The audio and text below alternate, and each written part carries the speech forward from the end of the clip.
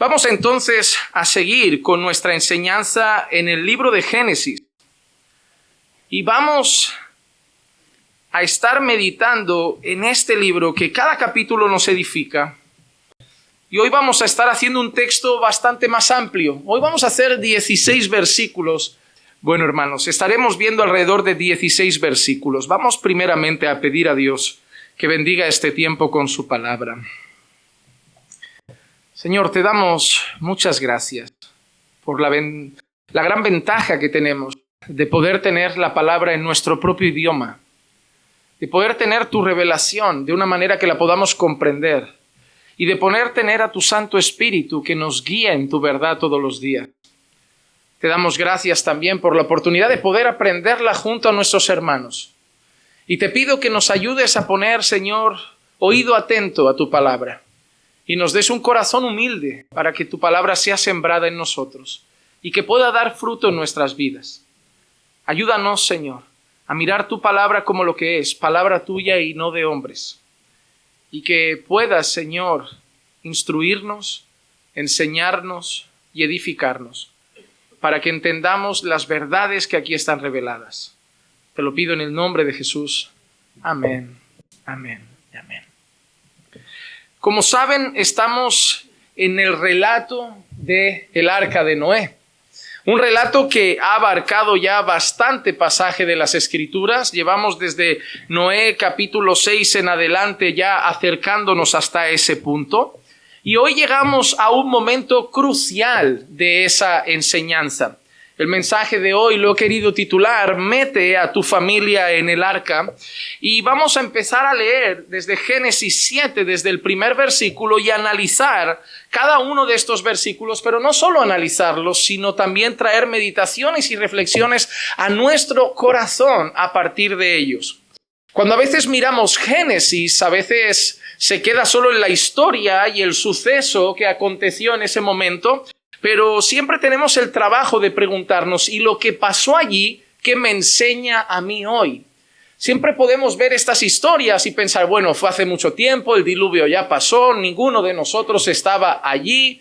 Entonces, ¿cómo leer eso? Nosotros debemos leerlo, entender lo que sucedió, exponer lo que sucedió, pero también siempre hacernos esa pregunta, ¿eso a mí cómo me afecta? Y ahí está la meditación de la palabra. Porque nosotros leemos la palabra y meditamos la palabra. Y la meditamos precisamente para traer a nuestro corazón mensajes que aparentemente están muy lejos de nosotros.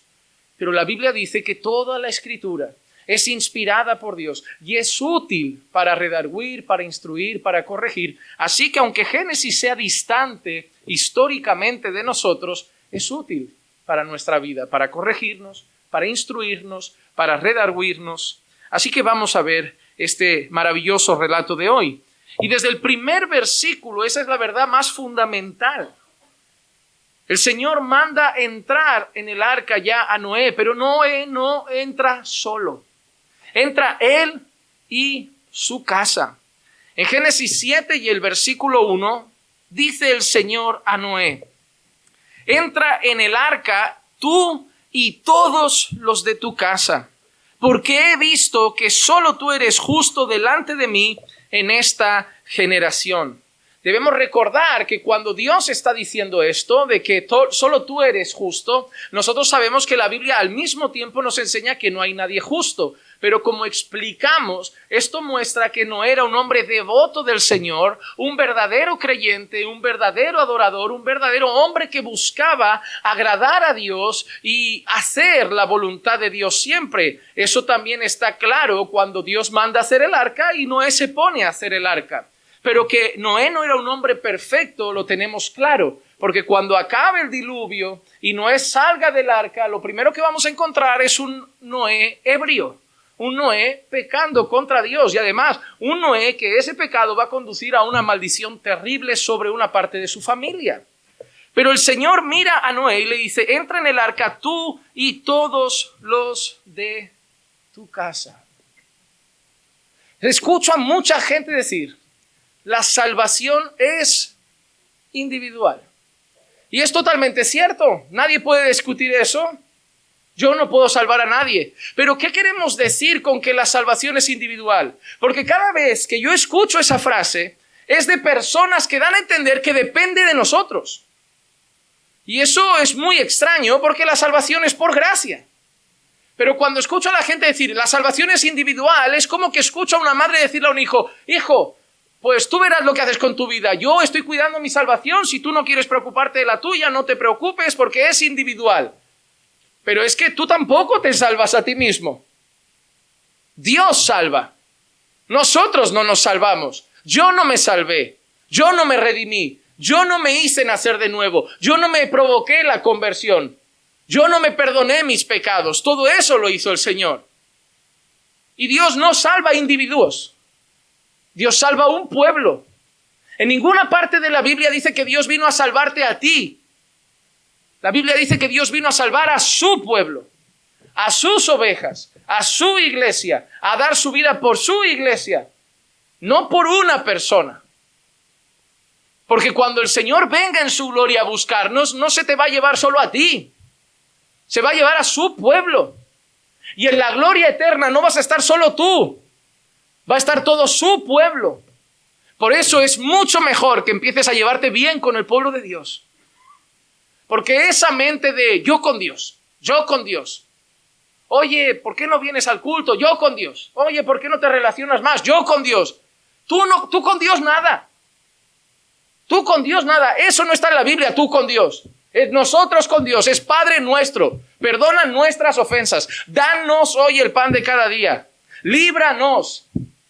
Eso es lo que nos enseñó Jesús. Jesús nos enseñó a orar diciendo nos, no diciendo me, dame, cuídame, protégeme, bendíceme. El mundo nos enseñó el me. Jesús nos enseñó el nos. Jesús no vino pensando en él. Jesús vino pensando en el Padre y en nosotros. Y ese es el ejemplo. Porque no hay mejor amigo que el que da su vida por los suyos. Eso es un amigo, ¿verdad? El que piensa en nosotros. ¿Qué hace un hermano? Considerad a vuestros hermanos como superiores a vosotros mismos. Ahí muere el yo, porque piensas en los otros antes que en ti. Mi hermano va primero. El prójimo va primero. No es, Dios y luego yo. No, hermano, ¿quién te enseñó eso? ¿Qué mensajes más raros se están dando en la iglesia? Para amar al prójimo, primero hay que aprender a amarse uno. Tú ya te amas un montón. Nunca ha sido eso un problema. El problema es intentar dejar de amarte tanto para amar un poco más a tu mujer, y amar un poco más a tus hijos, y amar un poco más a tus padres, y amar un poco más a tus pastores, y amar un poco más a tu iglesia, y amar un poco más al prójimo, y amar un poco más a tu jefe, porque tú ya te amas demasiado. ¿Te das cuenta que en la Biblia nunca el Señor dice ámate? Qué raro, si fuera algo tan importante el Señor nos lo mandaría. Pero el Señor nos dice ámate menos y ama más a los demás. Porque sabe que el ámate, ese ya está arraigado. Porque el egoísmo viene de fábrica. El amor al prójimo es lo que debemos cultivar en Cristo. Hermano, la salvación no es individual, es colectiva. El Señor nos salvó, nos redimió, nos perdonó. Pero sí es verdad que cada uno se debe arrepentir de sus pecados y cada uno debe poner su fe en el Señor Jesucristo. Pero no podemos vivir en ese sentido individualista. Y ahora, entendiendo más todavía, que no solo tengo la responsabilidad de cuidar de mis hermanos, que les recuerdo, cuidar de los hermanos no es responsabilidad del pastor solamente, es responsabilidad de todos nosotros. Nos debemos cuidar mutuamente. Pero si tú tienes familia, y si existes, creo que tendrás, la realidad es que tú deberes cuidar a los tuyos.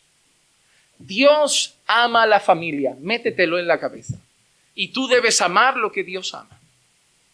Dios ama el matrimonio, Dios ama a los hijos, Dios ama a los hogares. Y a lo largo de la Biblia hay un llamado a cuidar nuestras casas, a valorar nuestras casas, a proteger nuestras casas y a guiar nuestras casas al Señor. Dios no le dice a Noé, tira para el arca y ya veremos si tu familia quiere venir. tira tú y tu casa. Mire qué interesante. ¿A quién le dice tira tú y tu casa? Es al cabeza de familia. No se puso a hablar con cada uno. Ni siquiera se puso a hablar con la mujer de Noé. Ni siquiera se puso a hablar con los hijos de Noé. Y no se puso a hablar con las nueras de Noé, porque no era el cabeza de familia. ¿Y quién era el responsable de meter a los hijos y a la mujer en casa? En el arca, era Noé. Dios no necesitaba hablar con toda la familia. Le bastaba hablar con el representante de la familia. Hermanos, Dios nos llama a velar porque nuestra familia entre en el arca. Solo Dios salva, pero nosotros al menos tenemos que decirle a nuestras familias por dónde se va. Al menos debemos decirle a nuestras familias dónde está la puerta. Debemos decirle a nuestras familias lo que pasará si nos entra en el arca. Y decirlo un día y otro día y otro día. Porque tú no puedes pretender decirle un par de días al año a tu hijo algo y que crea que sí puede pasar. Claro que sí, Dios hace maravillas. Pero debes perseverar, tener paciencia, tener amor, tener compasión. Si tu hijo no es salvo y no le adviertes del juicio venidero, no lo amas. Parece que hay padres que están más preocupados con que el hijo le vaya bien en esta tierra que con que el hijo le vaya bien en la gloria eterna o en la condenación. Parece que hay padres más preocupados por lo pasajero de su hijo que por lo eterno de su hijo. Dan sudor y lágrimas para que tengan los mejores estudios, los mejores trabajos, los mejores sueldos, las mejores casas y los mejores coches. Está bien, esfuérzate para proveer, para darle una buena educación, pero da sudor y lágrimas para que tengan la mejor instrucción espiritual. Y se la tienes que dar tú. Sobre todo ahora les digo algo, varones, ustedes deben ser el Noé de sus casas. No puede ser su mujer la Noá de sus casas. Tienen que ser ustedes. Ah, pero pastor, a mí no me quedo. No, tristemente tienen que levantarse muchas Noás. Porque Noé se ha quedado fuera del arca. Noé se ha echado en una tumbola. Noé está construyendo un coche. Noé está muy ocupado, estresado, cansado, agobiado. Noé está. Y no ha tenido que meter a la familia en el arca. No ha tenido que poner a los hijos a orar. No ha tenido que poner una prédica en casa. No ha tenido que hacer las cosas. Pero no tiene que hacerlas. Tendría que ayudar a Noé. Porque ella es ayuda idónea. Es un trabajo en equipo, pero Noé es el que empuja para dentro del arca. Y su mujer debe estar al lado para acompañarlo también. Pero necesitamos entender eso. Dios da valor a la familia, hermanos. Deuteronomio capítulo 6, versículos 6 y 7 dice: y estas palabras que yo te mando hoy estarán sobre tu corazón y diligentemente las enseñarás a tus hijos y hablarás de ellas cuando te sientes en tu casa y cuando andes por el camino, cuando te acuestes y cuando te levantes. Estas palabras que yo te mando hoy estarán sobre tu corazón. Y hermanos, felicidades. Muchos de ustedes tienen la palabra de Dios bien metida adentro. Ya la han asimilado, la han aprendido, la creen. Felicidades, hermanos. El problema es que en ese pasaje no se debía quedar solo ahí. La primera parte, un 10. Aprobadísimos. Pero luego sigue. Y diligentemente. No las enseñarás a tus hijos. Diligentemente las enseñarás. Con responsabilidad, con esfuerzo, con diligencia, con perseverancia. Diligentemente las enseñarás a tus hijos. ¿Y cuándo se las hablo? Bueno, un par de días a la semana. No. Cuando te sientes en casa, cuando andes por el camino, cuando te acuestes, cuando te levantes. Eso es diligentemente. Diligentemente es por la mañana leer algo con tu hijo y hacer una oración con... Hermano, son niños. Con 10, 15 minutos llega. No tienes que sentarlos 1 hora y media y pegarles un estudio como el que te pega a ti el pastor. Tú eres mayor. Pero te aseguro que 15 minutos en la mañana, una conversación con algo que pasa en el parque y decir, mira por qué pasa eso. Porque hay pecado. ¿Y sabes lo que hace? 5 minutos más y 10, 15 por la noche. Al niño le has dado dosis muy cortitas y llevaderas, pero si lo sumas, es casi 1 hora cada día. Eso es diligente. Hay algunos que no hacen nada y cada 3 días quieren sentar al niño 1 hora y media. Abrir Levítico. Así se hacían los sacrificios, así era el templo. El niño diciendo, papá no aparece con Biblia nunca y cuando aparece me habla en arameo. Primero, son niños. No hay que decirle, mira, la palabra esta viene del griego. Papá, no hablamos bien ni el español casi. Y ahora me vas a enseñar griego. Son niños, el evangelio. Está bien, enséñale, pero diligencia. Hermanos, es mejor perseverancia, es mejor 10 veces de 20 minutos que una vez cada 20 días de 2 horas. El problema es eso, que ustedes piensan, es que no tengo 1 hora, pastor, para sentar. Es que ¿quién te pidió 1 hora? Hoy no tengo 1 hora para hacer un devocional con mi esposa. Es que te puedes sentar 10 minutos en la cama, leer un salmo y hacer una oración de 5 minutos. Pero ¿tú sabes la diferencia que puede marcar eso cada día en una casa? No pongamos la excusa de 1 hora porque nadie nos pidió 1 hora. Nos pidieron perseverancia. No nos pidieron largas horas. Nos pidieron todos los días. Diligencia es lo que nos falta en muchas cosas, especialmente en nuestras familias. En el Salmo 78, verso 5 al 7 dice, porque Él estableció un testimonio en Jacob y puso una ley en Israel, la cual ordenó a nuestros padres que enseñaran a sus... Mira qué claro tenían los salmistas, mira qué claro tenía el pueblo hebreo una cosa, que tenía que pasar de padres a... Tú sabes que los hijos de los musulmanes tienen muchas posibilidades de acabar siendo musulmanes. Que los hijos de los judíos tienen muchas posibilidades de acabar siendo judíos. Que los hijos de los testigos de Jehová tienen muchas posibilidades de acabar siendo testigos de Jehová. Que los hijos de los mormones tienen muchas posibilidades de acabar siendo mormones. Y que los hijos de los evangélicos tienen muchas posibilidades de acabar siendo ateos. Porque son los que peor lo hacen. Porque el testigo de Jehová nace bebé y dice, ahí hay un futuro testigo de Jehová, yo me voy a encargar. El mormón nace el bebé y dice, ahí tenéis un mormonito, yo me voy a encargar. El musulmán nace el niño y dice, este es para Alá. El judío nace el niño y desde el principio ya lo puedes ir circuncidando que este va a ser del pueblo. El evangélico tiene un hijo, lo trae aquí, preséntamelo, pastor. Hacemos una oración como si lo hiciéramos más espiritual que nadie. Y después de ese día, ese niño no ha visto una oración más hasta los 18 casi. La salvación es del Señor, pero la obligación es de los padres. No tiene nada que ver una cosa con la otra. Dios, ¿por qué evangelizamos? Si Dios salva, porque hay un mandato. Id y predicad. El resultado es del Señor. Sobre los padres es lo mismo. ¿Por qué si al final depende del Señor? Porque hay un mandato. Enséñale. El fruto es del Señor. Pero tú debes hacer tu parte. La enseñarán a sus hijos para que la generación venidera lo supiera. Aun los hijos que habían de nacer. Y estos se levantaran y lo contaran a sus hijos, para que ellos pusieran su confianza en Dios y no se olvidaran de las obras de Dios, sino que guardaran sus mandamientos. Es los hijos y los hijos a sus hijos. Y el fin es uno, para que pusieran su confianza en Dios. ¿En quién confía tu hijo? ¿En quién descansa tu hijo? ¿En quién encuentra paz tu hijo? Porque el deber de un padre es que lo haga en Dios. Eso lleva mucho, mucho tiempo. Noé es un ejemplo con su actitud a la hora de ir y meter a su familia en el arca. Ese llamado a meter a su familia en el arca me recuerda a las palabras de Josué. Las palabras de Noé me recuerdan las palabras de Josué 24:15.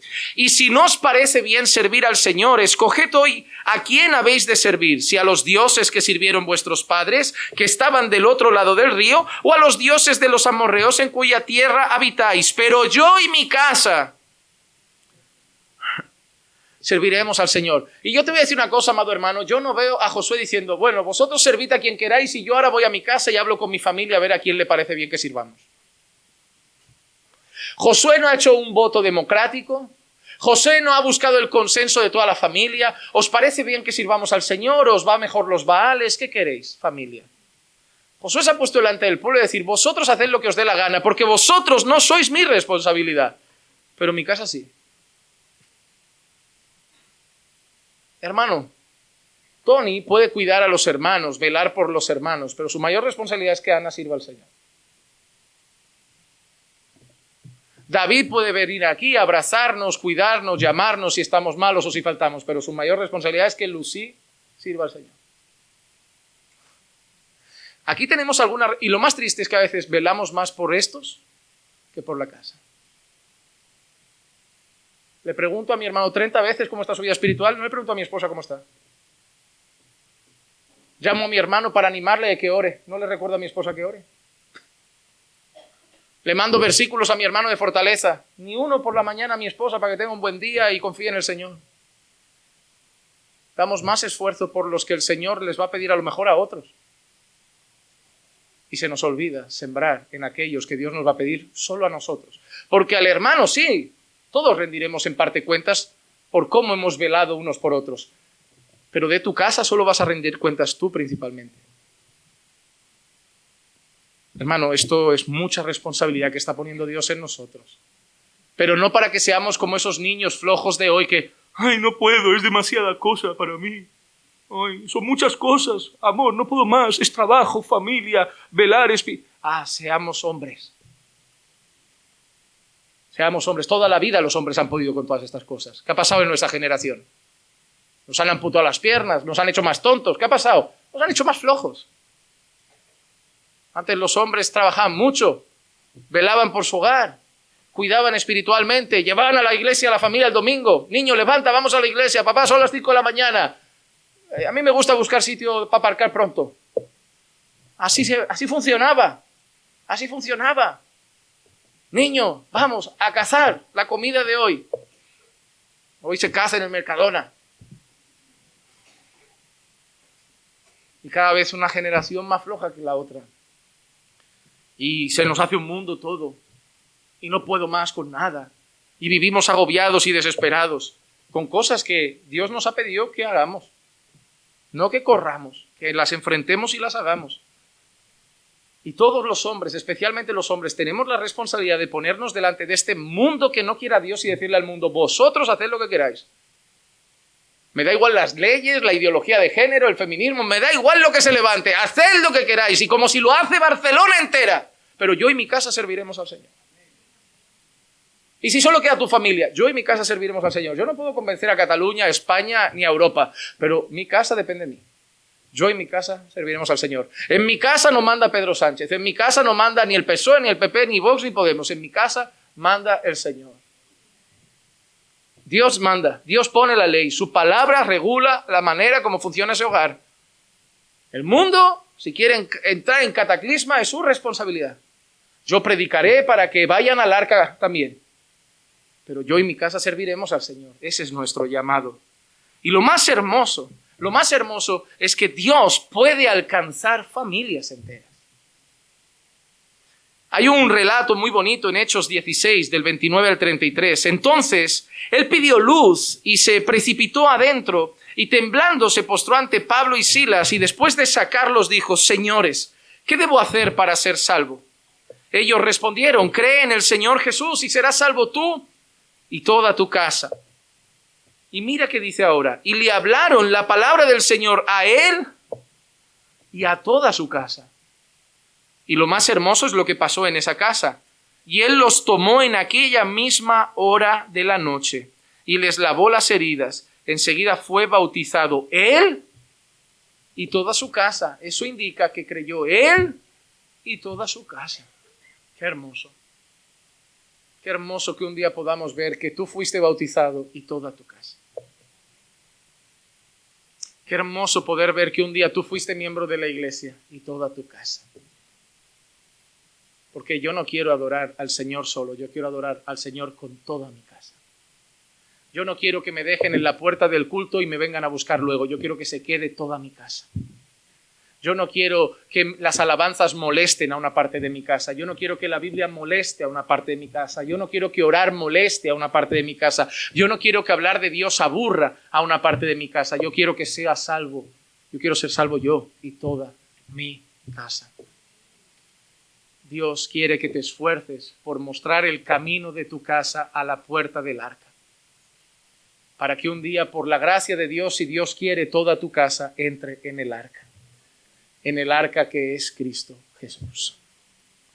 Ahora, versículos 2 y 3. Son 16 versículos. Llevamos media hora y vamos por el primero. De verdad que hoy pinta complicado para acabar, pero voy a intentar hacerlo bien, todo lo posible.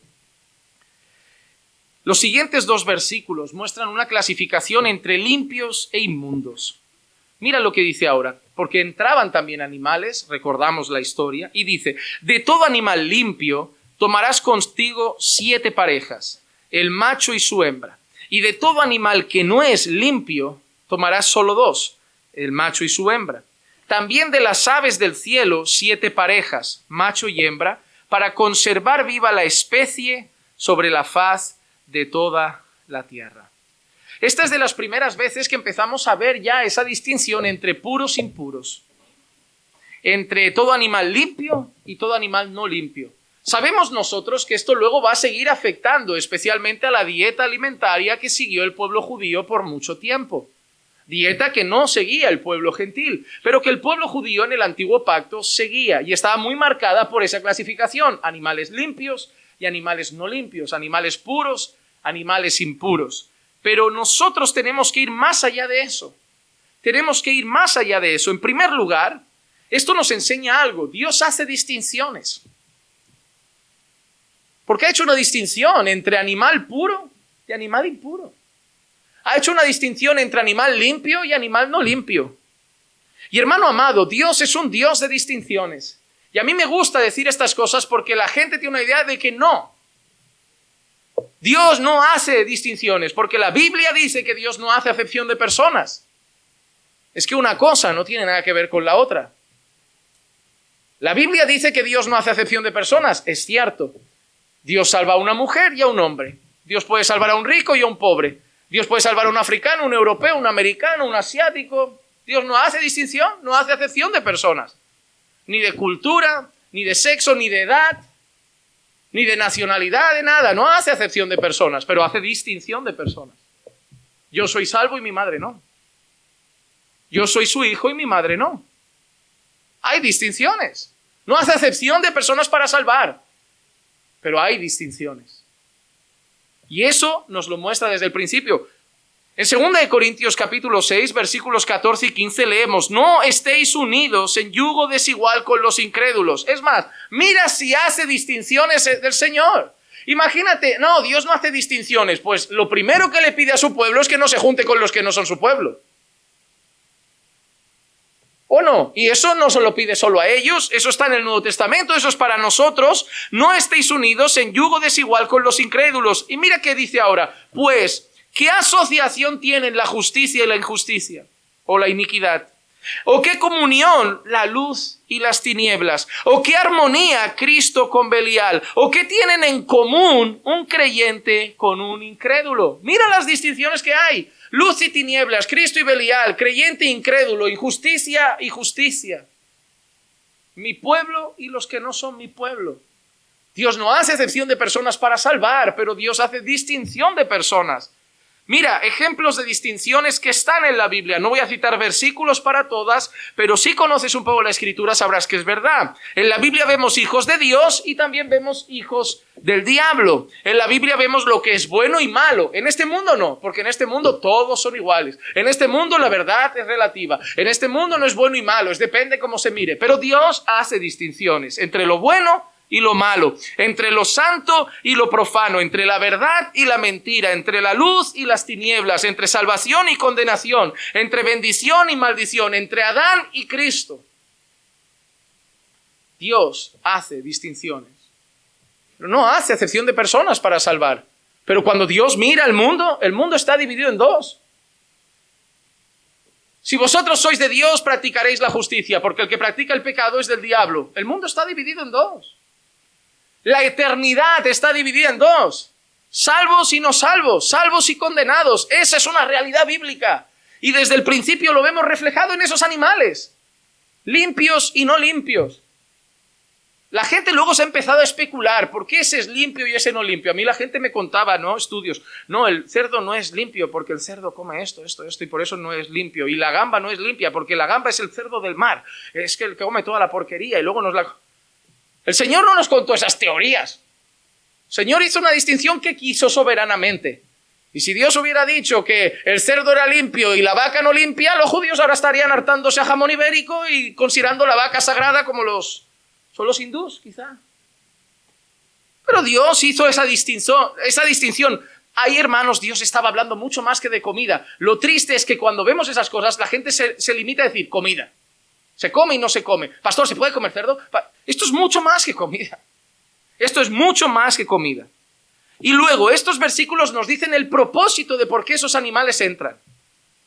¿Y cuál es el propósito? El versículo 3 terminaba diciendo, para conservar, y que nadie espero que nadie se me escandalice con lo que voy a decir, pero es que si llevas a 2 machos, no conservas mucho tiempo viva la especie. Si triunfara la ideología de género en el mundo, la especie se acababa. Porque la única manera de conservar la especie es macho y hembra de cada especie. Si queremos que sigan habiendo perritos, macho y hembra. Si queremos que sigan habiendo gatitos, macho y hembra. Si queremos que sigan habiendo leoncitos, león y leona. Porque como suba el león en el león, Simba no nace, ¿eh? Te lo digo en serio. No, esta es una realidad. Y ya pueden intentar inventar vientres externos de hormigón o de robóticos para coger donantes. Mira, jueguen a ser Dios. Pero la única manera como va a preservar la especie es macho y hembra.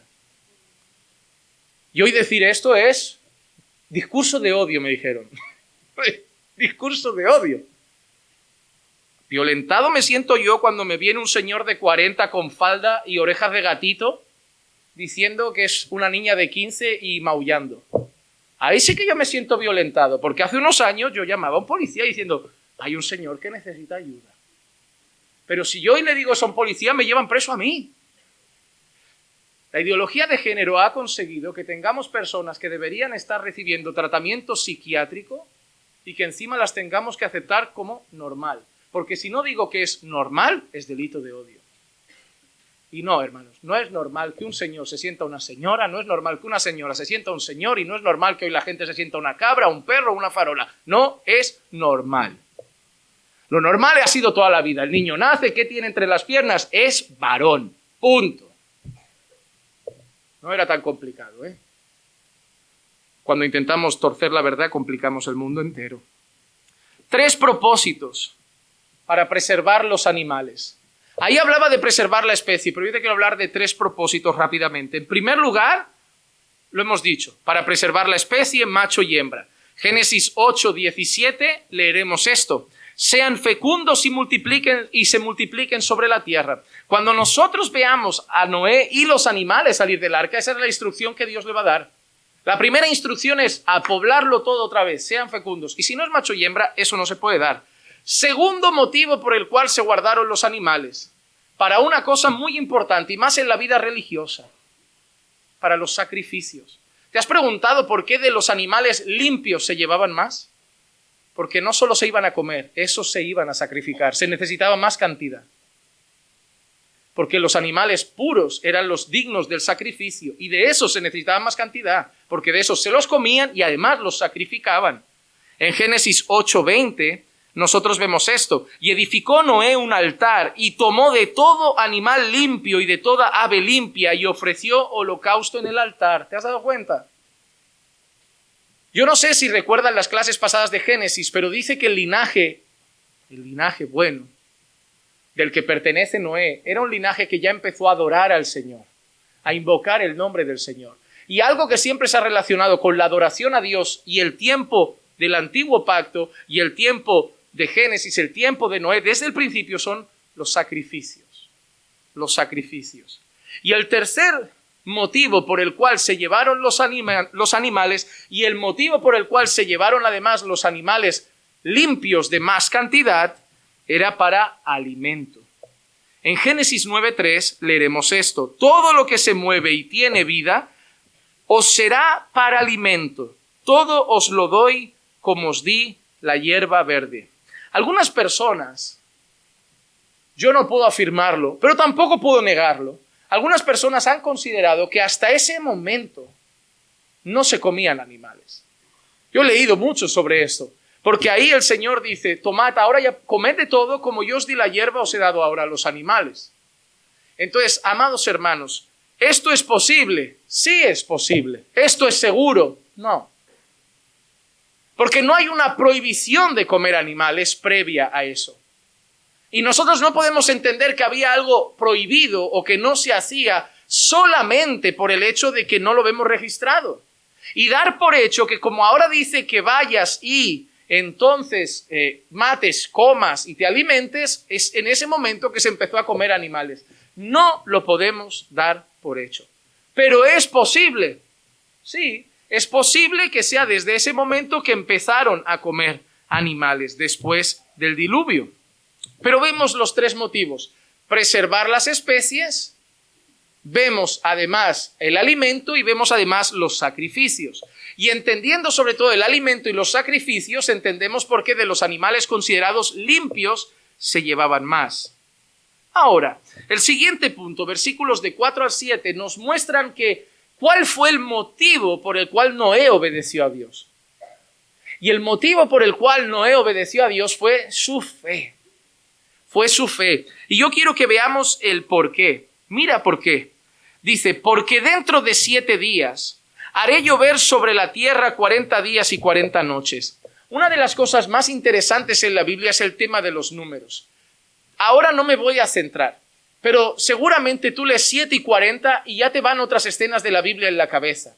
A lo mejor no días, pero quizá años.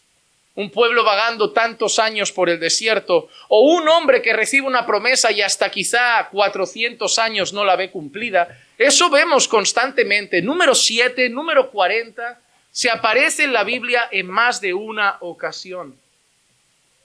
Ahora, porque dentro de 7 días haré llover sobre la tierra 40 días y 40 noches, y borraré de la faz de la tierra todo ser viviente que he creado.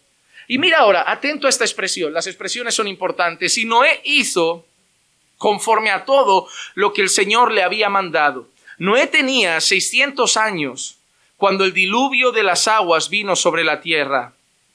Y ahora lee el final. Entonces entró Noé en el arca, con él sus hijos, su mujer y las mujeres de sus hijos, a causa de las aguas del diluvio. ¿A causa de qué entró Noé en el arca? ¿A causa de qué? ¿Qué hizo que Noé entrara en el arca? Habían venido las aguas, habían llegado las aguas, pero Noé entró a causa de las aguas, porque la fe es la certeza de lo que se espera y la convicción de lo que no se ve. Y si Dios dijo que va a haber agua, yo entro por esas aguas. No las veo, pero van a venir, porque yo creo en la palabra del Señor. Por eso Hebreos 11:7 dice: por la fe Noé, siendo advertido por Dios acerca de cosas que aún no se veían, con temor preparó un arca para la salvación de su casa. Y mira qué hermoso, Noé preparó el arca para la salvación de su casa, no de su salvación. Para la salvación de su casa, por la cual condenó al mundo y llegó a ser heredero de la justicia que es según la fe. Porque recordemos algo: donde hay salvación, automáticamente hay condenación para quien lo rechaza. Porque es fuerte decir que por la cual condenó al mundo. Por la cual condenó al mundo. El mismo arca que fue para la salvación de su casa fue para la condenación del mundo. El mismo evangelio que salva a unos condena a aquellos que lo rechazan. El que entra es salvo, pero el que dice no entro es condenado. Pero fue la fe lo que hizo que Noé entrara en el arca. Noé podía haber mirado el cielo y decir: oye, no pinta que va a llover, voy a quedar como un tonto. Me voy a meter en el arca, me van a empezar a mirar de fuera, van a decir: mira el loco, ahí sigue esperando que caigan gotas. Pero él tuvo fe, Porque Dios no es hombre para mentir, ni hijo de hombre para arrepentirse. Y si Dios ha dicho que va a llover, va a llover. Y si Dios ha dicho que va a haber un diluvio, va a haber un diluvio. Si Dios ha dicho que va a exterminarlo todo y que solo se salvará quien entre en el arca, es lo que va a pasar. Y por la fe no entro en el arca. Y dice que por esa fe fue justificado. Ahora, versículos 8 al 15, al final sí que me da tiempo. 7 días para entrar en el arca. 7 días para entrar en el arca. De los animales limpios y de los animales que no son limpios, de las aves y de todo lo que se arrastra sobre la tierra, de 2 en 2 entraron con Noé en el arca, macho y hembra, como Dios había ordenado a Noé. Y aconteció que a los 7 días las aguas del diluvio vinieron sobre la tierra. No es de extrañar que aparezca nuevamente el número 7 días. 7 días. 7 días. Y va a aparecer más veces. Cuando veamos a Noé enviando un animal, mandando a otro, vamos a ver ese número que se repite en más de una ocasión. Mira lo que dice ahora. El año 600 de la vida de Noé, el mes segundo, a los 17 días del mes, en ese mismo día se rompieron todas las fuentes del gran abismo. Y las compuertas del cielo fueron abiertas, y cayó la lluvia sobre la tierra por 40 días y por 40 noches. En ese mismo día entró Noé en el arca con Sem, Cam y Jafet, hijos de Noé, y la mujer de Noé, y las 3 mujeres de sus hijos con ellos, y toda fiera según su especie, y todo ganado según su especie, y todo reptil que se arrastra sobre la tierra según su especie, y toda ave según su especie, toda clase de aves. Entraron pues con Noé en el arca de 2 en 2, de toda carne en que había aliento de vida. Recuerden el tema de las especies. Como ya dijimos hace tiempo, en otras clases, nosotros siempre tenemos la idea de que está entrando el caballo, el pony, la cebra, está entrando todo el mundo ahí, cuando todos parten de una misma especie. Que está entrando el husky siberiano, el cocker, el yorkshire, el chihuahua no, que eso lo han hecho en un laboratorio. Una mezcla de rata y perro. Que nadie se lo tome mal, pero eso es una realidad, hermano. Con cariño lo digo. Pero sabemos que hay perros de laboratorio. Hay perros de laboratorio. Los pitbull creo que son una raza que también ha sido trabajada en laboratorios. Ahora a todo el mundo le gusta, pero nosotros es lo que digo. Vemos el cocker, vemos el husky, el gran danés, Madre mía, si te puedes meter a todas las razas de perros, ya llenas el arca con los perros. Pero es que los perros vienen de una raza, de una especie.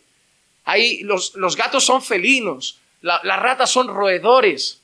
Y nosotros vemos que entraron por especies, ¿no? Cada tipo dentro de cada especie. Luego las cosas se fueron dando, pero debemos comprender eso para entender mejor la entrada de los animales en el arca según las dimensiones. Pero ahora, ¿qué nos muestran estos versículos que acabamos de ver? Yo quiero mostrar 2 cosas sobre todo en este relato que acabamos de leer. Primero, que acabamos de pasar de la perfecta creación a la perfecta destrucción. Dios lo hizo todo perfecto. ¿Recuerdan estos pasajes? Por ejemplo, Génesis 1, el inicio de todo. Génesis 1, versículos 6 y 7 dice: Entonces dijo Dios, haya expansión en medio de las aguas, y separe las aguas de las aguas. Y separe las aguas de las aguas. E hizo Dios la expansión, y separó escucha lo que va a decir ahora. Y separó las aguas que estaban debajo de la expansión de las aguas, de las aguas que estaban sobre la expansión de las aguas, y fue así. Nosotros vemos que hay como 2 lugares donde hay agua, aquí y allí. Aquí y allí. Y Dios los separó. Las que estaban bajo la expansión de las aguas y las que estaban sobre la expansión de las aguas. Y fue así. En el versículo 9, Dios dijo: júntese en un lugar las aguas que están debajo de la expansión, debajo de los cielos, y que aparezca lo seco. Y fue así. Entonces nosotros vemos primero una separación de aguas, las que están debajo y encima de los cielos, las que están debajo y encima de la expansión, y luego las que están debajo, las que vemos aquí nosotros, el Señor le dice ahora que salga lo seco y se monten estas cosas.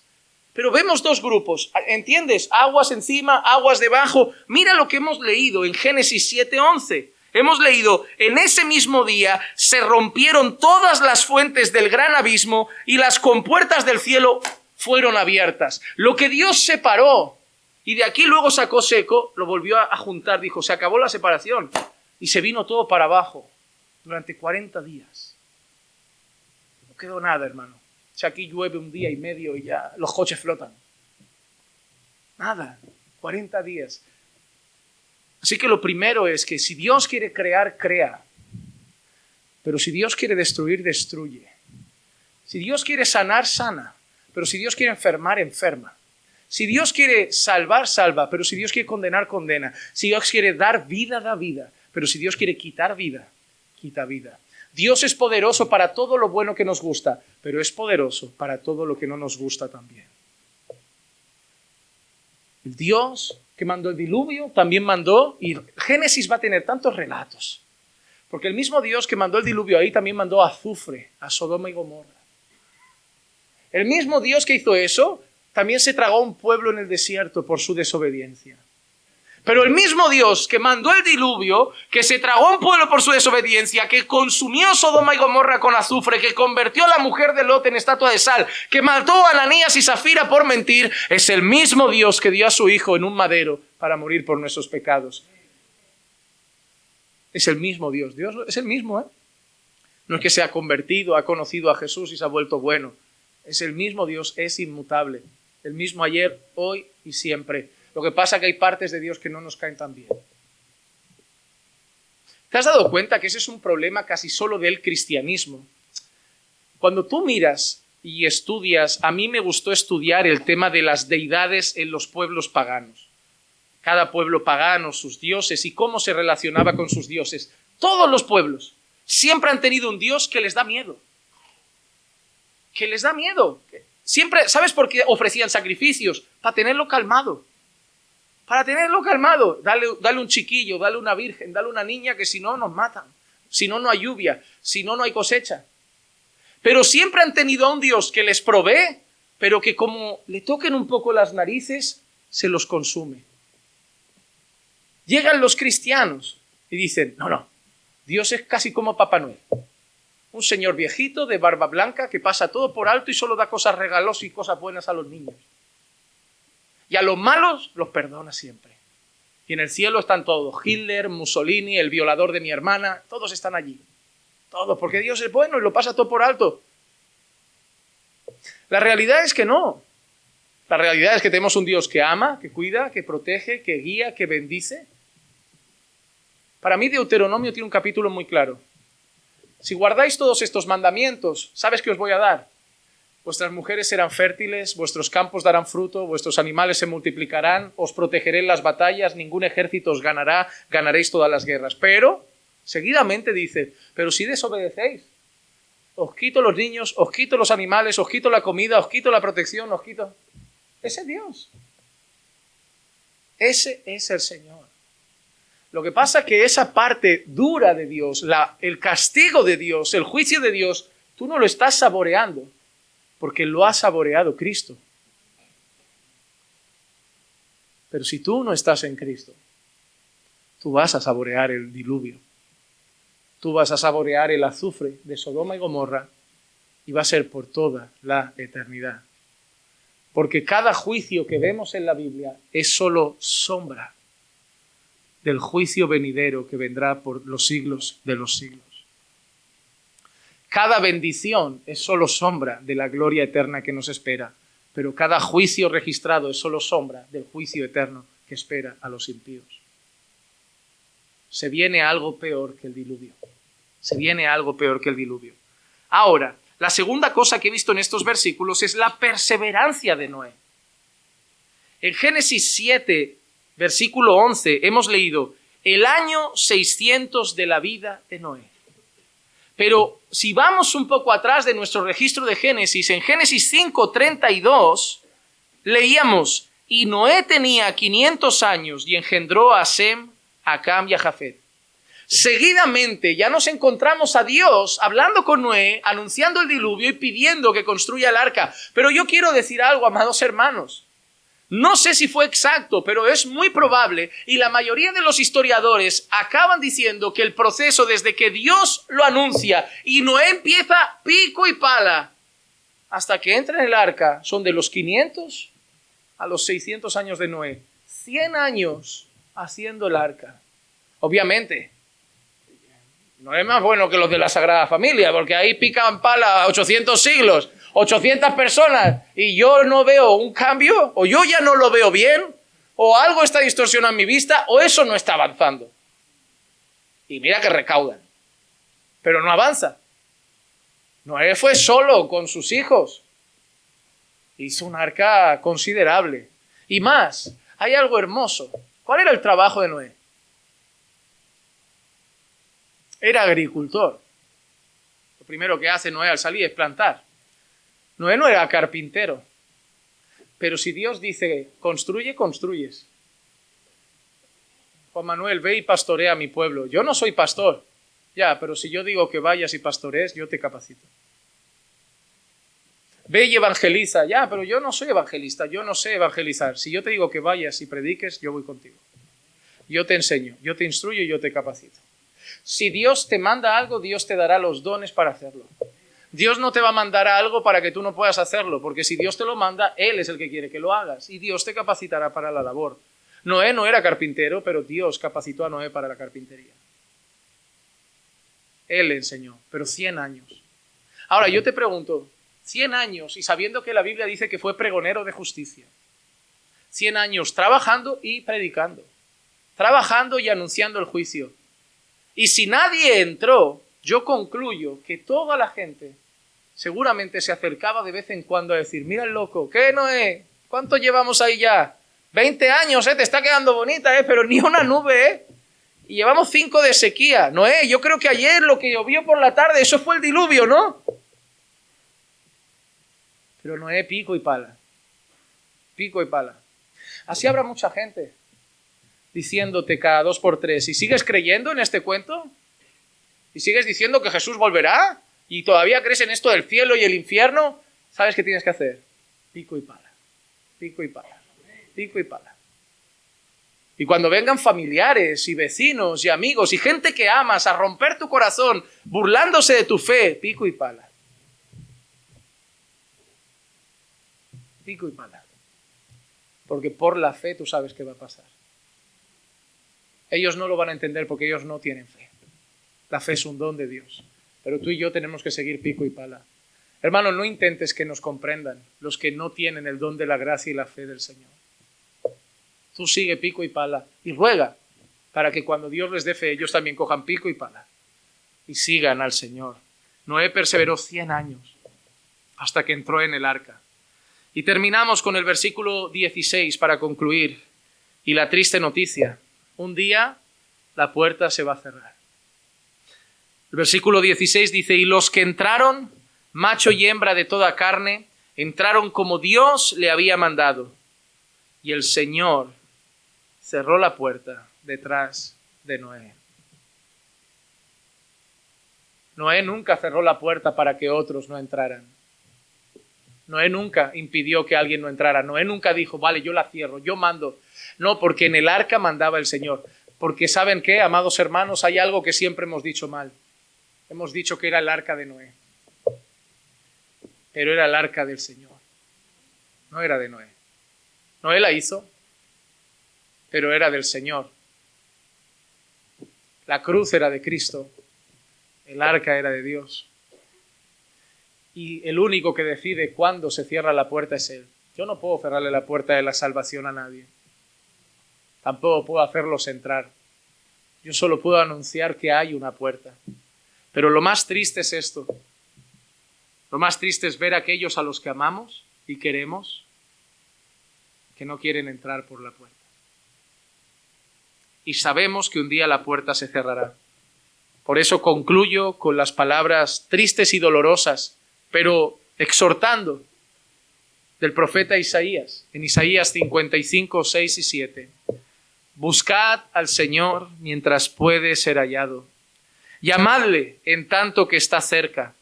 Abandone el impío su camino y el hombre inicuo sus pensamientos y vuélvase al Señor. Porque quien hace eso, el Señor tendrá de él compasión. Al Dios nuestro, que será amplio en perdonar. Porque si alguien va a la puerta, siempre está abierta. Porque tú y yo somos viles pecadores y nos dejaron entrar, hermano. Hicimos cosas terribles y nos dejaron entrar. Porque Dios no hace acepción de personas. Hermano, nos cuesta, somos muy moralistas para decir, ningún violador debería ser salvo, pero aquí hay adúlteros que han sido salvos, ¿verdad? ¿Y por qué el infiel debe ser salvo cuando le ha roto el corazón a su mujer o a su marido? Ningún violador debe ser salvo, ni Hitler, ningún asesino. ¿Y por qué el padre que abandonó a su hijo sí? ¿Y por qué el padre que se fue a buscar una mejor vida y lo dejó en su país solo? Sí. ¿Y por qué el padre que le dio palizas en momentos de ir a su hijo? Sí. ¿Por qué él sí? Porque para nuestra moral nosotros no somos tan malos. Pues déjame decirte una cosa.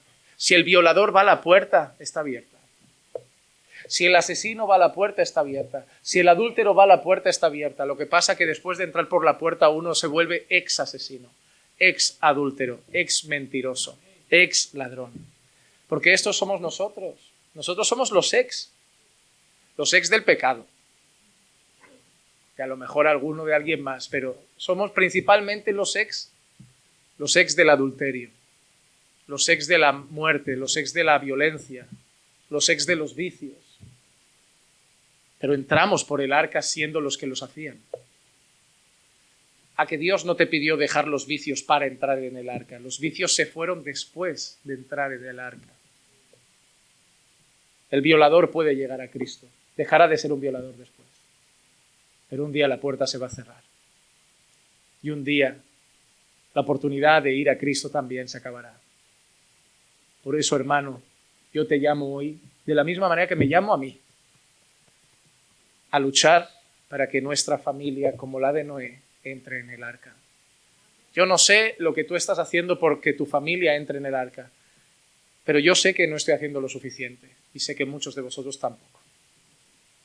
Este mensaje es para celebrar que estamos en el arca, pero recuerda una cosa, desde la ventana estás viendo a tu familia fuera y el diluvio viene y los vas a ver fuera y las aguas van a caer sobre mamá, sobre papá, sobre nuestros hijos. Yo no quiero ver desde la ventana a mi madre. Yo quiero ver a mi madre dentro del arca. Yo quiero ver a mi padre dentro del arca. Yo no los puedo meter, hermanos, solo Dios, pero yo puedo rogar a Dios y puedo decirles cada vez que tenga una oportunidad, entra en el arca, por favor. Hay salvación, hay esperanza, hay redención. Que Dios nos lleve a luchar por nuestras familias, pero a luchar de verdad, diligentemente. Vamos a orar. Padre, te damos gracias por el mensaje de hoy. Gracias por esta palabra. Gracias por cómo me está, Señor, bendiciendo el libro de Génesis. Cuánto me está bendiciendo este precioso libro. Y deseo, Señor, que así mismo bendiga a todos nuestros hermanos. Señor, que las palabras que has puesto hoy en nuestros oídos, por tu Santo Espíritu, sean de convicción a nuestros corazones. Háblanos, instrúyenos, edifícanos, pero sobre todo muévenos a obedecer por la fe a lo que hoy nos has llamado. Te lo pido en el nombre de Jesús. Amén. Amén.